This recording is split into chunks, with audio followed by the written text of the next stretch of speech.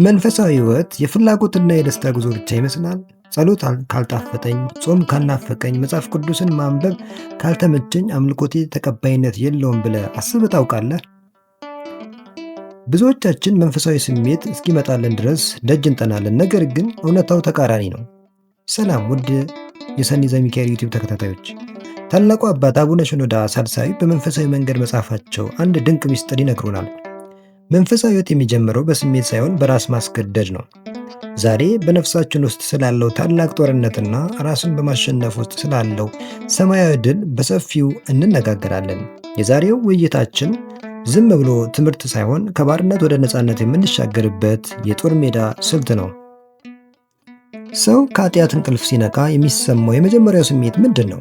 አብዛኞቹ መንፈሳዊ መምህራን ሕይወት የሚለወጠው በመንፈሳዊ መንገድ ነው ይላሉ። ነገር ግን ያ መንገድ መጀመሪያ ላይ እሾካማና ዳገታማ ነው። ሰው ከእግዚአብሔር ጋር ለመገናኘት ሲነሳ ያለፈው ጊዜ እንደ ሸክም ይከብደዋል። በዚህ ጊዜ በልብ ውስጥ ፍቅር ገና አልነገሰም። ይልቁንም ፈሪሃ እግዚአብሔር ቀድሞ ይገባል።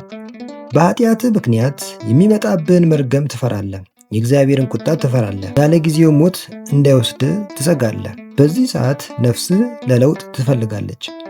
ሥጋ ግን የለመደውን ዝለትና መዘናጋት ይናፍቃል። ታላቁ ቅዱስ ዮሐንስ አፈወርቅ እንዲህ ይላል፣ ፈቃድህ እንደ ሰነፍ ፈረስ ነው፣ ካልገራኸውና በልጓም ካልሳብከው ወደ ገደል ይወስዳል። ስለዚህ መጀመሪያ ላይ የምታደርገው መንፈሳዊ ጉዞ ጣፋጭ ላይሆን ይችላል፣ እንዲያውም ሸክም ሊመስልም ይችላል። ለዚህ ነው ራስን ማስገደድ የሚያስፈልገው። ራስን ማስገደድ ሲባል ምን ማለት እንደሆነ ለማወቅ የታላቁ አባት የአባ ብሾይን ታሪክ እንመልከት። አባ ብሾይ በምድረ ግብፅ ሲጋደሉ ሌሊቱን ሙሉ ቆመው በመጸለይ ይታወቃሉ። ነገር ግን ይህ ተመስጦ በድንገት የመጣ ስጦታ ብቻ አልነበረም። ሰውነታቸው በድካም በሚዝልበትና እንቅልፍ በሚያሸንፋቸው ጊዜ ራሳቸውን ለማስገደድ አንድ ድንቅ ነገርን ያደርጉ ነበር። በቤተ መቅደሱ ጣሪያ ላይ ገመድ ያስሩና ፀጉራቸውን ከዚያ ገመድ ጋር ያቆራኙት ነበር። እንቅልፍ አሸንፏቸው ልባቸው ሲዝልና ራሳቸው ሲደፋ ገመዱ ፀጉራቸውን ስለሚጎትተው በመህመም ይነቃሉ። ይህ ነው ራስን የማስገደድ ጥበብ። አባ ብሾይ ሥጋዬ ቢደክምም ነፍሴ ግን መትጋት አለባት ብለው ራሳቸውን ያስገድዱ ነበር። ዛሬ እኛ ፀጉራችንን አንሰቅል ይሆናል። ነገር ግን ስልካችንን ዘግተን እንቅልፋችንን ቀንሰን በብርድ ሰዓት ተነስተን ለጸሎት የምናደርገው ትግል የኛ የፀጉር ገመድ ነው። አቡነ ሽኖዳ እንዲህ ይላሉ፣ ሲመሽ ራሱን በጸሎት ለመቆም መንበርከክ ባይሻም ሰውነቱ ስለሚዝልና ሐሳቡ ስለሚበተን ለመጸለይ ፈቃደኛ ባይሆንም ራሱን ያስገድዳል። እግዚአብሔር የሚፈልገው ተመችቶት የምንሰጠውን ምስጋና ብቻ አይደለም፣ ይልቁንም እየደከመን ሐሳባችንን እየተበተነ ሥጋችን ተኛ እያለን የምናደርገው ተጋድሎ ያያል። ታላላቅ አባቶች ሲናገሩ በእንቅልፍ ብትያዝ፣ በሐሳብ ብትበተን ወይም ደግሞ ተመስጦ ብታጣም እንኳን ለመጸለይ ራስን አስገድደው። እግዚአብሔር ጥረትህንና ድካምን፣ ጽኑ ትዕግስትህንና ተደጋጋሚ ልፋትን ስለሚመለከት በጸጋው ይረዳሃል።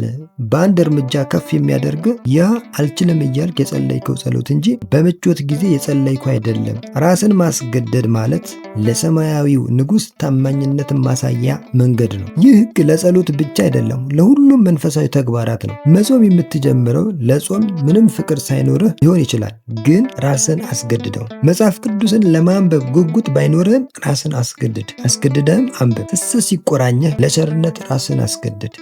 እዚህ ጋር ከስንክሳር አንድ ታሪክ እናስታውሳለን። አንድ አባት ምጽዋት መስጠት ይከብዳቸው ነበር። ነገር ግን ራሳቸውን ለማስገደድ በኪሳቸው ውስጥ ሳንቲሞችን ይዘው ይዞሩና ድሃ ባዩ ቁጥር ልባቸው አትስጥ እያላቸው፣ እነርሱ ግን ራሳቸውን አስገድደው ይሰጡ ነበር። መጀመሪያ ላይ መስጠት እንደ ሞት ይከብዳቸው ነበር። ከብዙ ጊዜ በኋላ ግን መስጠት ደስታቸው ሆነ። መስጠት ተፈጥሯቸው ሆነ። ቀንበሩ ወደ ክንፍ ተለወጠ። አንተ ራስን ለማስገደድ ስትነሳ ዲያብሎስ አንድ ትልቅ ወጥመድ ይዘረጋል፣ ይሳለቅብሃል። በመጸለይ ራስን አስገድደ ከእግዚአብሔር ጋር መነጋገር ተገቢ ነው። ፍቅር በሌለበት መንገድ የሚቀርብ አምልኮ እግዚአብሔር ይቀበለዋል እንዴ? አንተ ግብዝ እያለ አንተን ይሳለቅብሃል። የዲያብሎስ ዓላማ በፍቅር እስከምትጸልይ ድረስ ጸሎት አቁም ብሎ መንገዱን ያዘጋህ ነው። ነገር ግን አትሳሳት። እግዚአብሔር የአንድን ሕፃን የሚናገሩ ትርጉም የሌላቸውን ቃላት ወደ ፍጹምና የሚያደርሱ ጅማሬዎች መሆናቸውን ያውቃል።